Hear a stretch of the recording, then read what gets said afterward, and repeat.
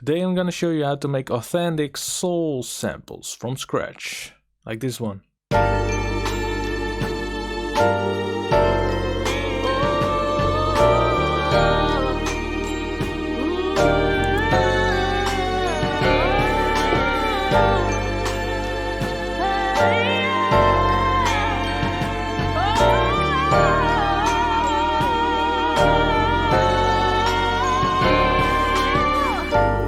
I always like to load a template with all the instruments that I mostly use in my soul samples. So these are instruments you can hear on classic 60s, 70s soul records. So all organic instruments like a bass, acoustic drums, piano, choir, strings, glockenspiel, electric guitar, and vocals, of course. So I load this template every time, so I don't have to reinvent the wheel every time, because I know I'm gonna use a bass. So I hate to load a bass if I can already have it in my template. And also I've loaded up some VST, some plugins on the mix bus to make it sound a little bit more authentic. So some tape simulation and things like that.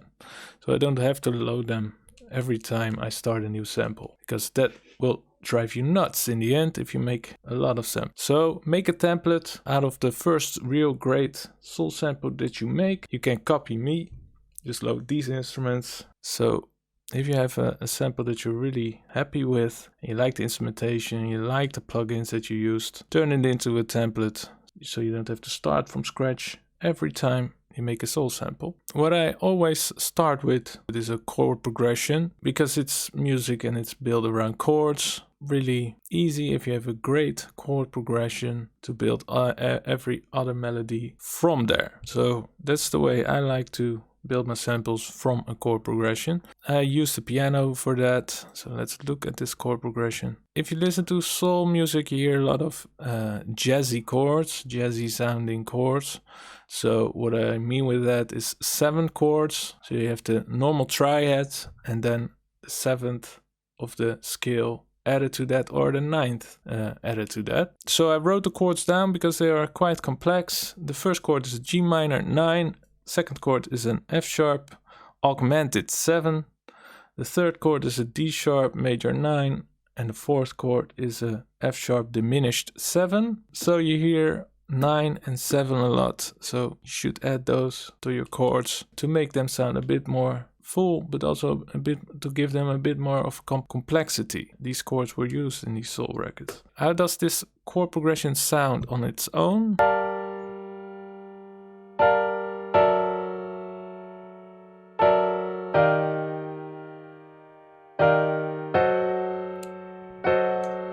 Yeah, you see that I played around with the velocities and that I strummed the chord. If you press Alt S, that gives you a little menu where you can strum the chords. So they are not perfectly lined up as you zoom in, but the notes are strummed. I think that because they are not perfectly strummed, so maybe I did this by hand. So just moving the note like this with the grid turned off. That's maybe even better than using the strum function, because strum function is like a mathematical strum. It makes changes to the notes the same every time. And if you do it by hand, then you can completely make it sound authentic by playing around and listen to what sounds good. It's also a way to make the chords sound more natural, just moving the notes a little bit off the grid. Some notes on the grid, some off. Or you could use, like I said before, the strum function that's built in FL Studio. So we have this chord progression. It's really easy to just dump this into the choir, just like an extra layer of the piano chords. Exactly the same pattern as the piano, but now in a chord patch. So it sounds like this.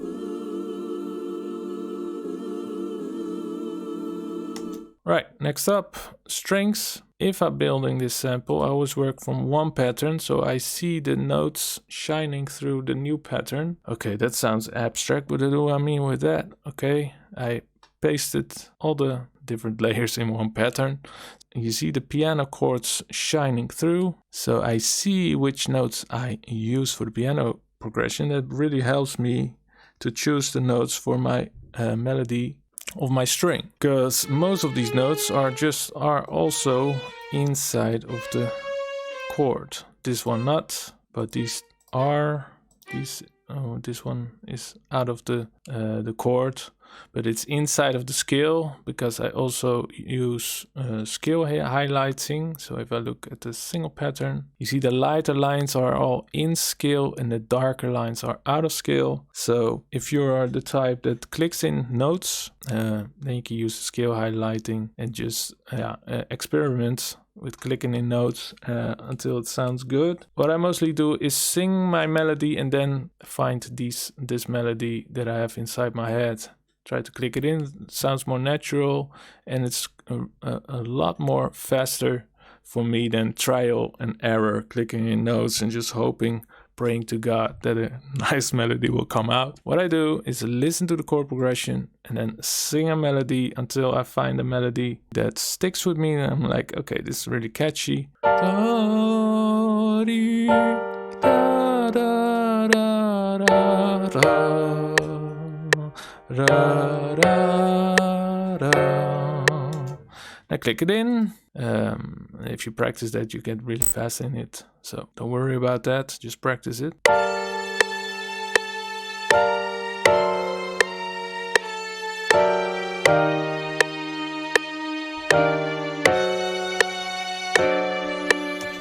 I think the strings really add to the mysterious vibe.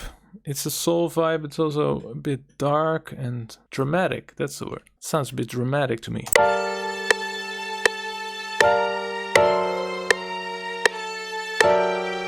Soulful, but also dramatic. Okay, the next part is the glockenspiel. That's a really easy trick you can use, what I do every time. I just play arpeggio with the notes that are inside of the chord. So you see all these notes from the other patterns. I just use these and then make a little arpeggio with the glockenspiel. So I do 1 and 2 and on the 1 and the 1 N and the 2 and the 2 N. So it's an 8th note rhythm. Bum, bum, bum, bum. This one is an exception. It's not already in there, but it's in the scale because it's a lighter line, as you see. Same trick at the third, and I made a little rhythmic variation with this extra note here. And then at the end I activated it. Ctrl C, Ctrl V, Ctrl arrow up.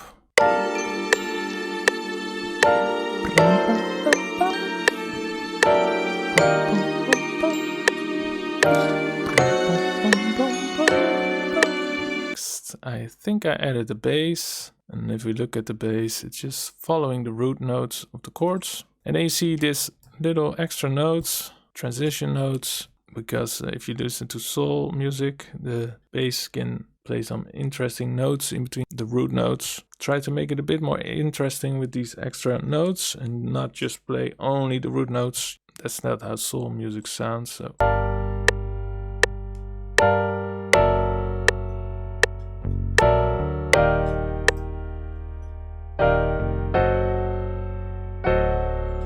And then of course we need the rhythm.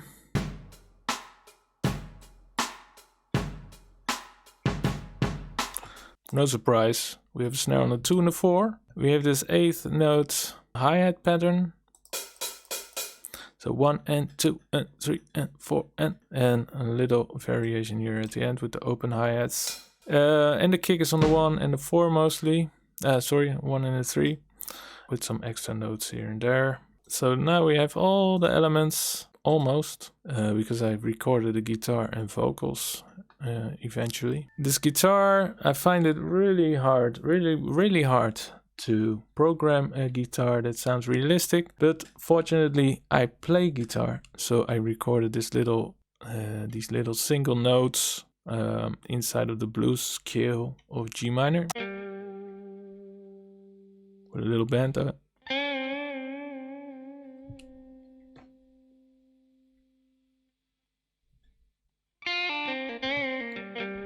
Sounds ridiculous on its own, but if you add it to all the elements we already have, then it makes complete sense.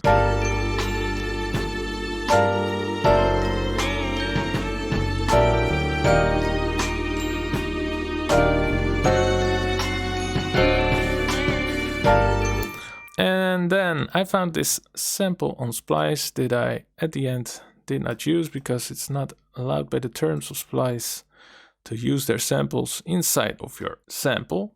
So you can use it in your beats, but you can't incorporate it in a new composition in the form of a sample because they're probably afraid that you are like reselling their samples. In this case, I don't think it's the case, but to be sure, I did not use it in the end. So I replaced the splice vocal by real vocals by a real vocalist. But maybe it's interesting to hear how it sounded with just a splice sample.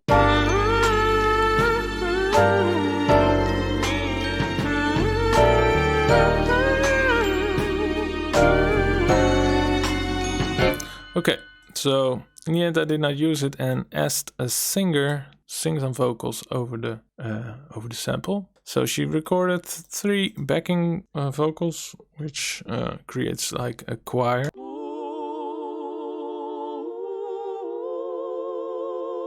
And also a vocal on top of that.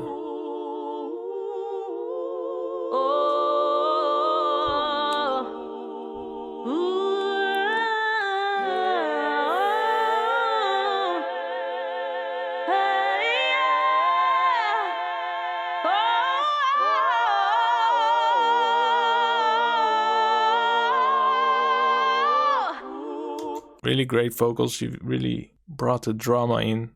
She really felt the dramatic feel I was going for. If we combine it all, then we have the final sample.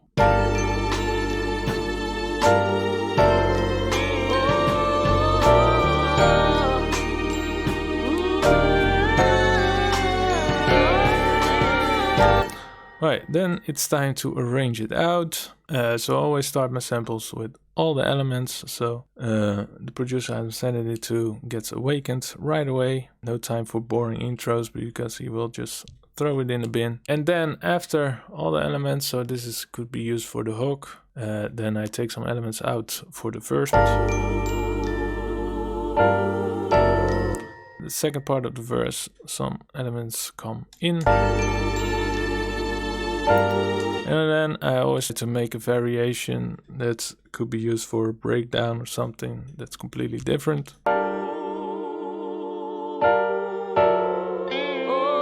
So it's really empty. And then I stem it out so the producer can make his own arrangement with all the parts.